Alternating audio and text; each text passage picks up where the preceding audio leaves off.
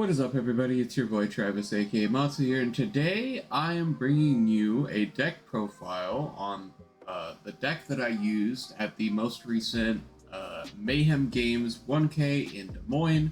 Big shoutouts to the store. I had an amazing time. We ran some pre-release events. I got to hang out with my boy Cameron Cardwell. Big shoutouts to him and a bunch of other cool people.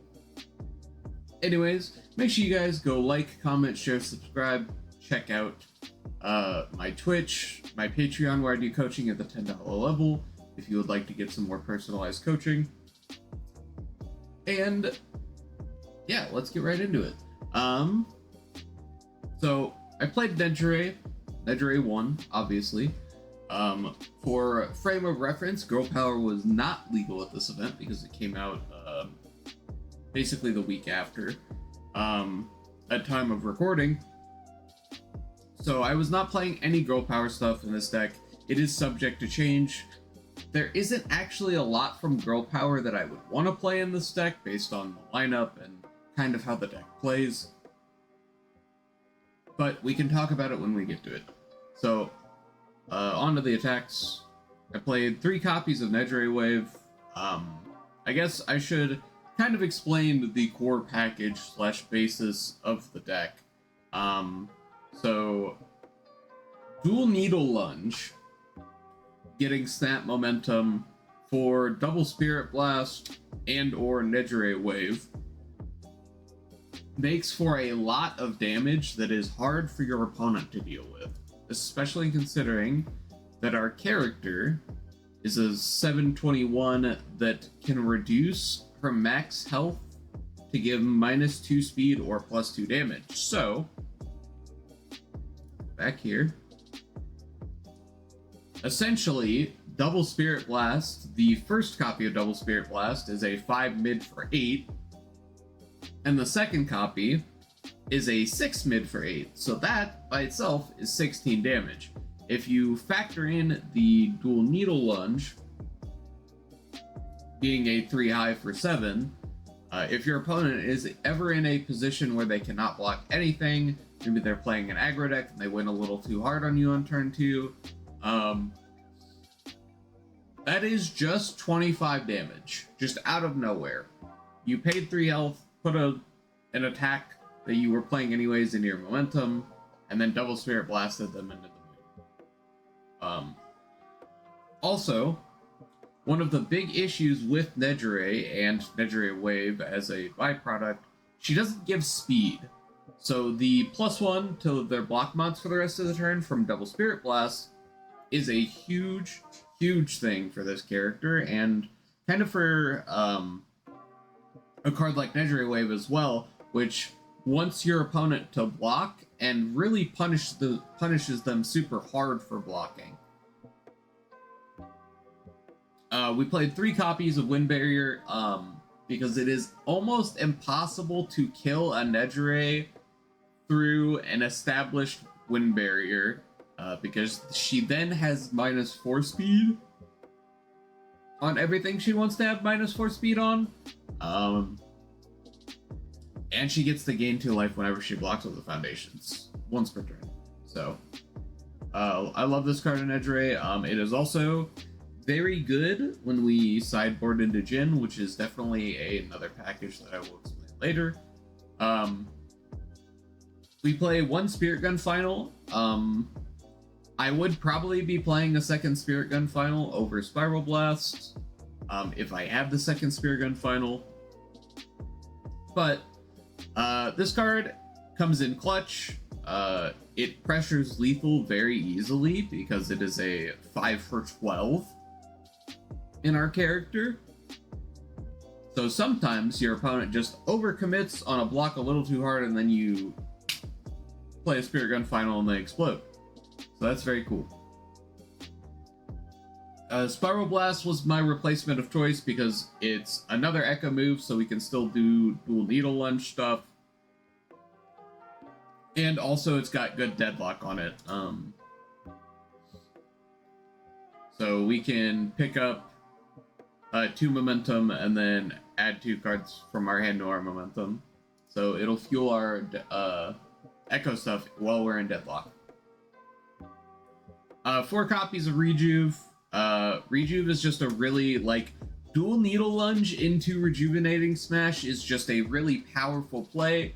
You gain basically all the life you lost from the dual needle lunge back, and you get to play a rejuvenating smash on not 6 progressive difficulty on turn, or not 6 difficulty on turn 2, which is very powerful. Just kind of a sick value play. And then also rejuvenating smash, because of the fact that we're playing Shameless Haggler in our deck, gets us momentum as long as we've used Shameless Haggler, that enhanced step, which was our echo attacks, or a Nedgeray wave, or even the EX on rejuvenating smash. Anyways, that's the attacks. We played 20 of them. On to the foundations. I played 4 copies of Immortal Shapeshifter. This card is crazy.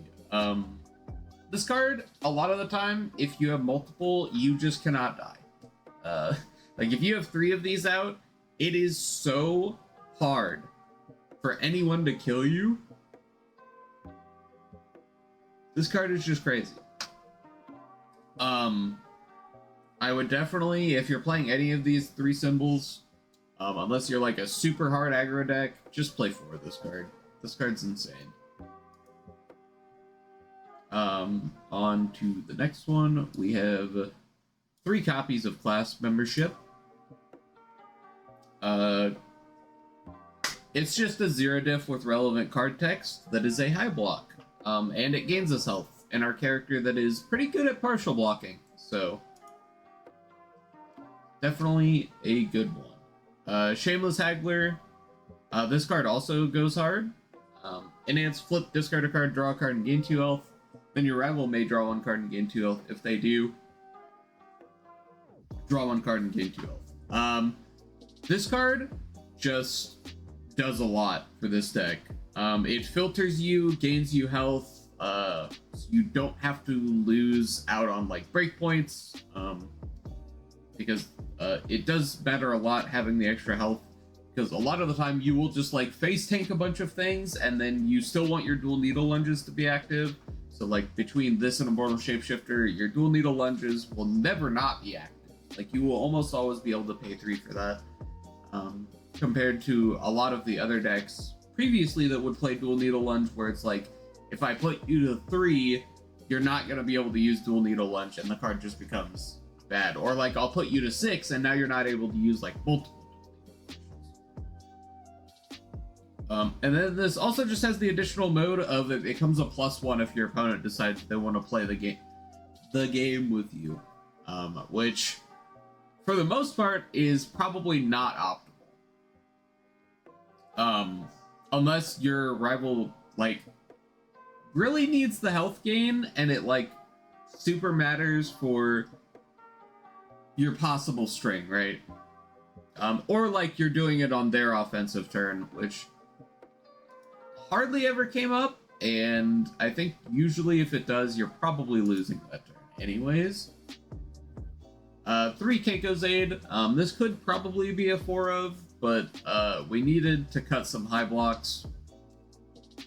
And we're really not trying to be that defensive. We're just trying to have just good enough defense that we can live like to turn 3.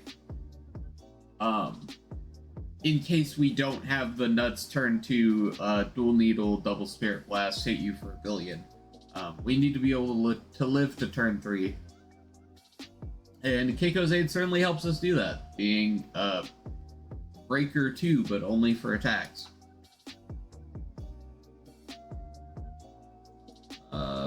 For Syndicate target, I'm not even going to zoom in on this one. It's a blank 0/6 with a 0 low block. We needed low blocks, we needed spam. It's a 6 check. Really not much else to say. 2 copies of Incredible Display. I think Incredible Display is one of, if not the best foundation in our game right now. Responses are just so absurdly prevalent. Being able to cancel them for discard of momentum is very good. And then response commit after you block with a foundation, add it back to your hand. which is also very good because we are playing a deck that has a decent amount of defense.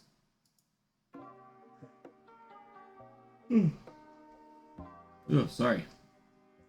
3 copies of Hatsume's designs. We do play plenty of assets, so it's just a 1/5 that commits for -2 speed, which is helpful for our defensive game plan, and then enhance flip if you have at least 1 asset, gain 2 health, which we're playing 2 assets. And then 1 copy of Levitate. This card is pretty good if we decide that we just want to loot away our dual needle lunge, essentially, because we pay 3 life, put it into our momentum, and then we can use it on a different attack. Maybe if we're a little bricked, we can use that momentum to turn it into a guaranteed foundation to help us build, or even find a block on our opponent's turn for Nejire, because she wants to block with foundations so she can gain that 2 health. And then it also just loots when we block with the foundation, so we can get the bad cards out of our hand and find the good ones. 3 Nejire Chan to the big 3. This card is absolutely crazy with Immortal Shapeshifter. Huge shout outs to my buddy Disaster Dan for pointing that out to me in Vegas. This card is like the craziest 2-card combo with Immortal Shapeshifter. You destroy a foundation, this attack gets 1 damage. If it's blocked, you gain a health. And then you respond with all your Immortal Shapeshifters. So it's like you used Immortal Shapeshifter, but now, when you inevitably block this attack, you're going to gain an additional health on top of the health you already gained. And that alone is usually enough to get you out of lethal range of some lethal turns. 4 copies of Carbo Loading. This one's pretty self-explanatory, but you essentially just commit it to itself to give 3 damage on your kill turns. And then other than that, it is just like small and limber, nice try, those foundations that are just like 2 foundations when you're using them to pass checks. Because we gain health so often that the response is hardly ever actually a cost. Or like something that's hard to achieve, I should say. 3 new training methods. I mean, it's new training method. If you're playing any of these symbols, you're probably playing new training method at a 3 or a 4 of. After you build this card from your hand, build a foundation from your hand committed, and then commit flip after you check a foundation, add it to your hand.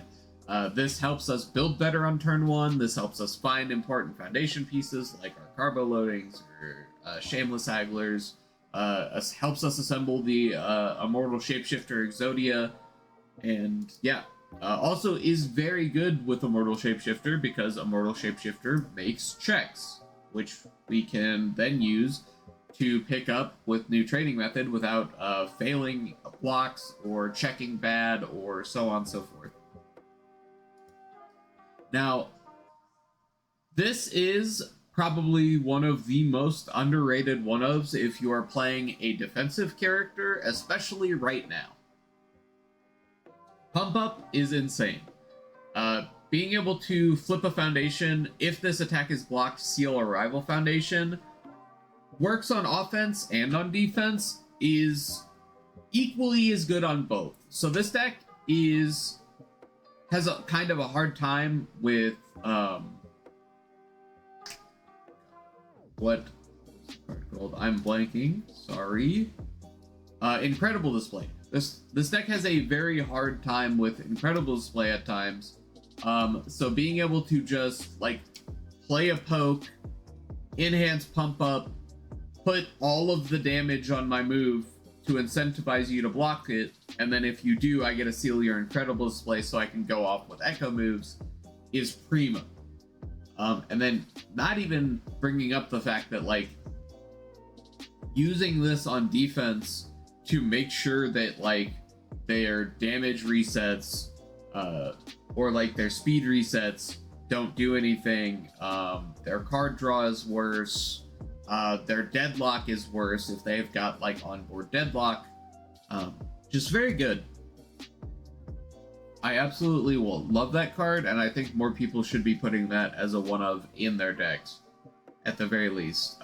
We then played 4 high value target. It's a 1/5 with a 3 low block that says it counts for 2 to pass checks to block, and then response after one of your or before one of your foundations would be destroyed to a rival effect, you destroy this instead, which did actually kind of come up. I used it on a Togro's Dominance to protect my Masho concealment, which was sick. 1 copy of the area, 1 copy of the Idiot Box. We love this card. This is just a reset that says returns it to printed attack zone as well, and if it was unblockable, it's no longer unblockable. Very good card. And then Airy. Honestly, I am kind of not impressed with this card at the current juncture in time. I would probably cut it for something else if I had the opportunity to. But it did come in clutch against the Armor of the Wolf decks because they load their entire load into the Armor of the Wolf trying to kill you, and then you respond with Airy and just assuming they don't have like multiple incredible displays. On to the actions. I played 3 Dark Tournament Looms. So this card with Dual Needle Lunge is very good. You go Dual Needle Lunge, enhance cut for 3 to stuff it, play another Dual Needle Lunge, cut for 3 to stuff it, enhance Dark Tournament Looms, pick up your Dual Needle Lunge. And it's just a lot of attacks that is very hard to deal with when you're putting 2 damage on all of them. And then it also just draws us a card. And also, touching them with Rejuvenating Smash and then picking it back up with Dark Tournament Looms is also very good. 2 copies of Vast Strength. There are a lot of important attacks that we do not want to have card text against us. 3 copies of Face Shield for the Amajiki matchup. And also if we played against like Toguro or something randomly. 2 Evaden copies also for the Amajiki matchup. 1 Masho Concealment for when we side into Jin. 1 Heroic Assistance also for the Amajiki matchup, because it forces them to target this with Chimera Kraken instead of targeting our foundations that actually have card text. This is actually supposed to be a Masho Concealment, a 2nd copy of Masho Concealment for when we side into Jin, because seeing this card is very important. And then onto our sideboard, or the last card on our sideboard, I played Jin. So my logic on this one is a lot of the times into the like aggressive mirror, you don't want to be Nejire when you're going second. You want to be Jin because you are a 7-hander anyways. Your minus speed is free, you have more life, and you also have a cancel that your opponent has to play around, which was actually super relevant playing against Cameron Cardwell on Ochako 4 in the last round, because what it said was he has to use his character to give speed. He's not allowed to use his character to give damage if he wants to resolve these important enhances like Tasty Riff or Battle Aura Release or Jawjammer. Like, he has to use his character to give speed, which applies less pressure overall to me and kind of lets me get more value out of my life gain and my Immortal Shapeshifters and all that kind of stuff. But yeah, I had an absolute blast. Yet again, big shout out to Mayhem Games for hosting the event. Absolutely sick store. I will try to leave a link to their website in the description so you guys can go check them out. And yeah, make sure you guys have a wonderful rest of your day. Like, comment, share, subscribe. Stay classy, everybody. This has been Matsu, signing out. What is up, Matsu Nation? Thank you for watching till the end of the video. If you enjoyed, like, comment, and subscribe. And check out all my socials and my Patreon. I hope you all have a wonderful day, and sayonara.